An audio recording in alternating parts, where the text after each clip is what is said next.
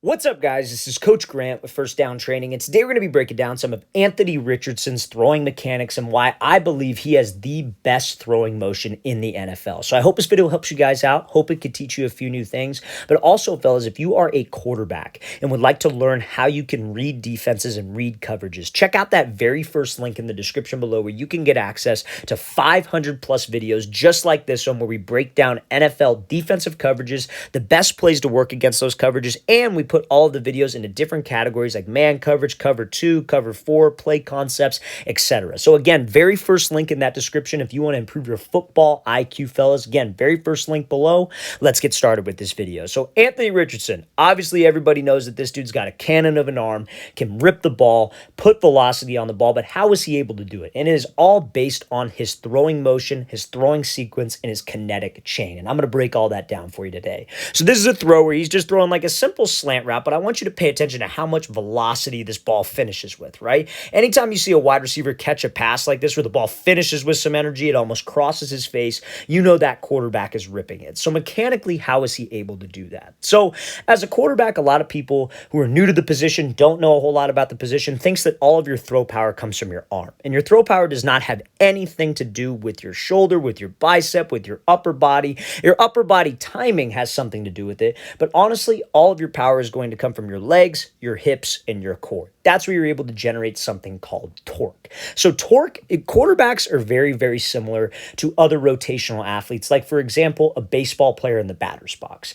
You guys have to be able to get your hips to rotate through, and the bat, aka the football, trails behind your hips, and that's how you get that bat speed, that arm speed, and that snap to the finish on the ball. So every single quarterback, when you pay attention to this, and honestly, you look at all 32 NFL starters, they all have these certain traits that we're going to be discussing with Richardson's motion. So the first thing that you have to get to as a quarterback to generate power is a good base. So there's something called a throwing sequence, and your throwing sequence is essentially broken down into 4 parts, and that's how you're able to generate power and take pressure off of your arm. So the first part of the throwing sequence is going to be your base. You want to have about 60 to 70% of your weight loaded onto this back leg. Some people say 50-50. I've seen best results with the guys that I work with 60 to 70% like Richardson has. Loaded on the back leg, his back foot is underneath his shoulder frame, and we're going to show more examples of this as the video goes on, but back foot's underneath the frame, shin is straight, and weight is loaded back. Now, the reason why you want to have your weight back like that is because that weight that's loaded on your back leg, you can transfer it to the front leg,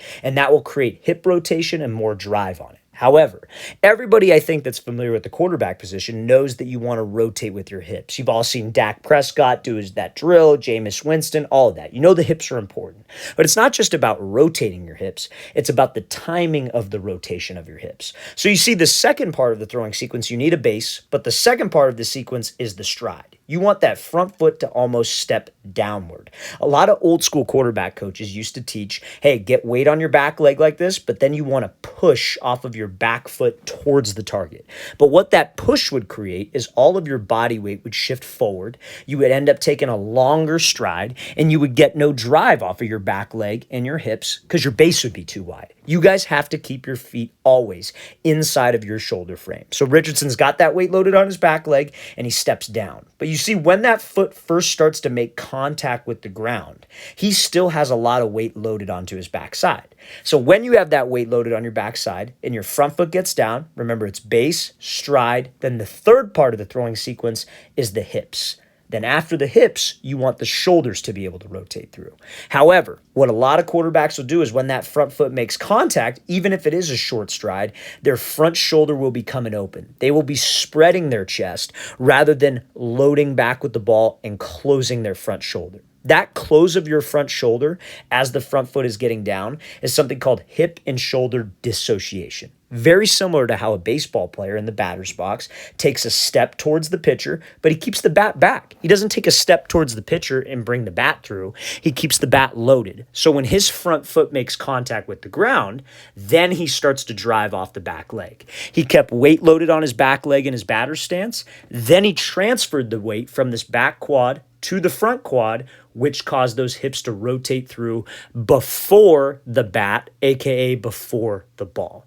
That is how you're able to generate power, and that is how you're able to generate velocity on a throw. You have to get to that hip and shoulder dissociation position where those shoulders are going back. Now, everything ties into that base, which is the first part of the throwing sequence. A lot of quarterbacks, when they're in their base, they will have a lot of weight loaded onto their front leg. They'll be in like a 60-40 base, but 60% on the front side. So when they take that step with their front foot, since all their weight is already loaded to their front side, that prevents those shoulders from closing. That prevents them from staying back like Richardson has, which causes the fourth part of the throwing sequence, the shoulders and the ball, to come through before the hips do. Fellas, we have to get my hips to rotate through. I need my back hip to drive through, my front hip to come open before the ball and before my elbow and shoulder get through the throwing motion. And that's exactly what Richardson does. That is velocity. That is how you generate power, and that is how you generate torque. Now, there's one other thing that helps you get more snap on the ball, more finish on the ball, more rotations on the ball, and obviously more velocity. And that comes from having a disciplined and stable front side. So as quarterbacks go to throw, you see how Richardson with his front hand, when he releases the ball, where does he keep it? He keeps that front hand at like his opposite shoulder. He keeps his eyes level, his head steady. He's not rotating that front shoulder around and replacing it with his back shoulder. He is staying square to the target, aka you should be able to draw a square with the quarterback's hips and shoulders to the target, because that keeps your release point inside of your frame and allows you to get to something called extension. An extension is that snap of the wrist where your arm literally extends to the target. So how he's able to do that is by, like we said, that disciplined front side. So every single quarterback, when you go to throw, you want to think of something called your midline. So your midline is an imaginary line that goes down the middle of your body, literally exactly like how it sounds. But whatever this front side does, aka your shoulder, your elbow, or your head, then it pulls off the midline. That affects your release point, because your release point is going to do the same thing, but in the opposite direction. So a lot of old school quarterback coaches used to teach, take this elbow and pull down for power. But what that does is that pushes your release point up high. It pushes your release point off of the midline, outside of your frame, and that prevents extension. Guys are releasing the ball crazy high. The ball's missing high. They're coming down on the ball's missing low, simply because it's outside their frame. I'm not saying you don't want to have a high release, because you look at Richardson, he has a pretty high release right here, higher than most. So like Aaron Rodgers has a little bit lower of an arm slot. You know, a guy like, maybe like old school Tom Brady had a little bit higher of an arm slot, but it was inside the frame, right? We just don't want to pull down.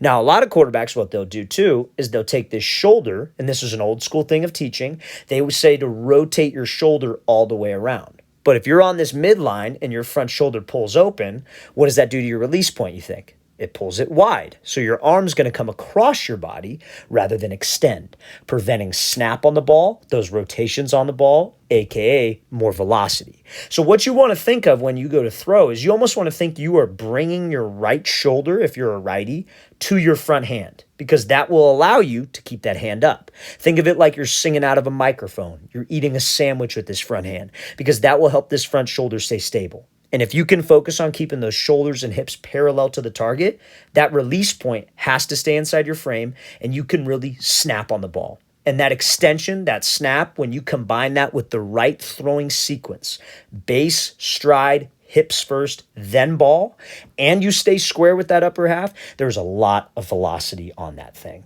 So this is all predicated on the lower half, because if you're not able to rotate with your lower half, you're not able to have that right sequence with your weight staying back, you don't have the timing of your shoulders going back as those hips rotate through first. That's what causes the flaws with the front side. And that's what we're going to show in this second example here from Richardson. So you see how he goes back. Again, I'm going to play at full speed. Ball finishes with a ton of velocity, crossing that wide receiver's face. That is how you know.